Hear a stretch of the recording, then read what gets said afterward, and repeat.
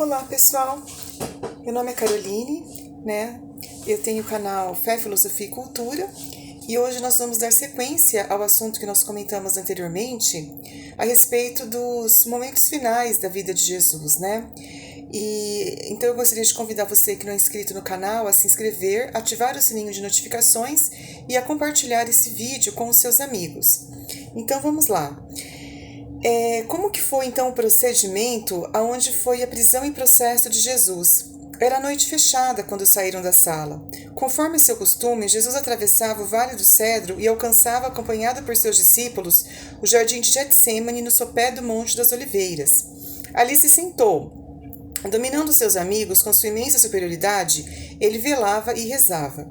Eles dormiam ao seu lado, quando de repente uma tropa armada apareceu sob as luzes de tochas. Eram agentes do templo, armados de bastões, espécie de brigada de polícia concedida aos sacerdotes. Eram guardados por um destacamento de soldados romanos com suas espadas. O mandado de prisão vinha do sumo sacerdote e do Sanedrim. Judas, conhecendo os hábitos de Jesus, indicara esse local como que oferecia maior facilidade para surpreendê-lo.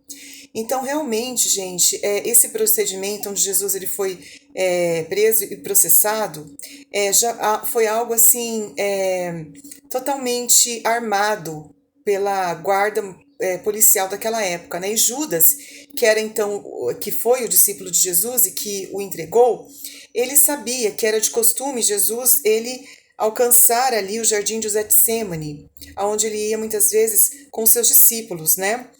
Então foi algo que aconteceu de repente, né? Apareceu ali então essas pessoas que queriam prender Jesus, né? Segundo a tradição unânime dos primeiros tempos, o próprio Judas acompanhou a escolta e até mesmo, segundo outros, teria levado o traje a ponto de assinalar sua traição com um beijo. Qualquer que tenha sido a circunstância, o certo é que houve um começo de resistência por parte dos discípulos. Conta-se que Pedro puxou a espada e feriu a orelha de um dos servidores do sumo sacerdote, chamado Malco. Jesus interrompeu esse primeiro movimento e se entregou espontaneamente aos soldados. Fracos e incapazes de reagir, principalmente contra autoridades que tinham tanto prestígio, os discípulos fugiram e se dispersaram. Unicamente Pedro e João não perderam de vista seu mestre. Um outro, jovem, talvez Marcos, o seguia vestido com roupas leves. Quiseram prendê-lo, mas o jovem fugiu, deixando sua túnica nas mãos dos guardas. Então, quem foi assim, vamos por assim, o responsável mesmo por Jesus ter sido preso foi Judas, né, que o entregou com um beijo, né?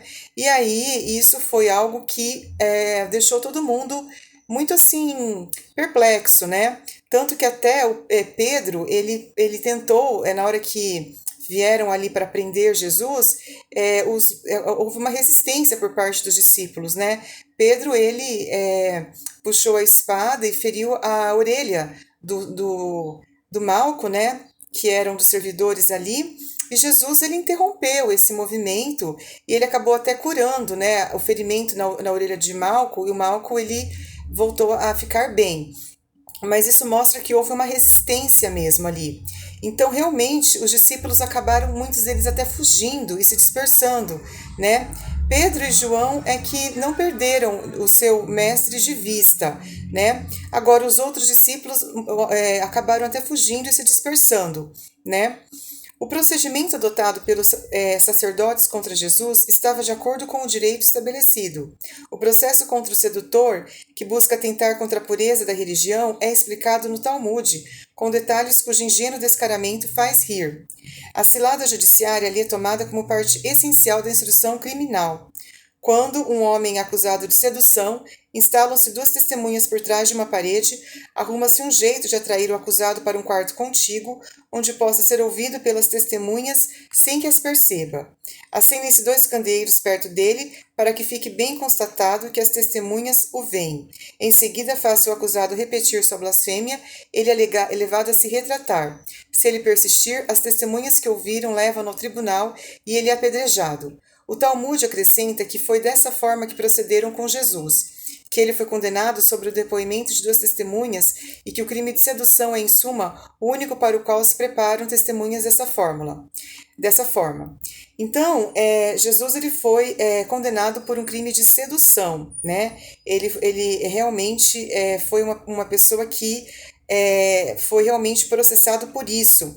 E realmente isso é uma coisa que acontecia quando o homem era acusado de sedução.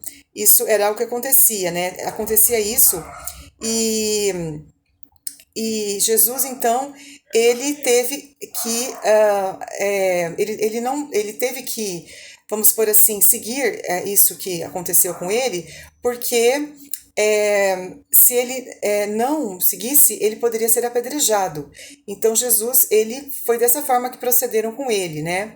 E os discípulos de Jesus nos ensinam de fato que o crime imputado a seu mestre era a sedução, e salvo algumas minúcias, fruto da imaginação rabínica, o relato dos evangelhos corresponde passo a passo ao procedimento descrito pelo Talmude.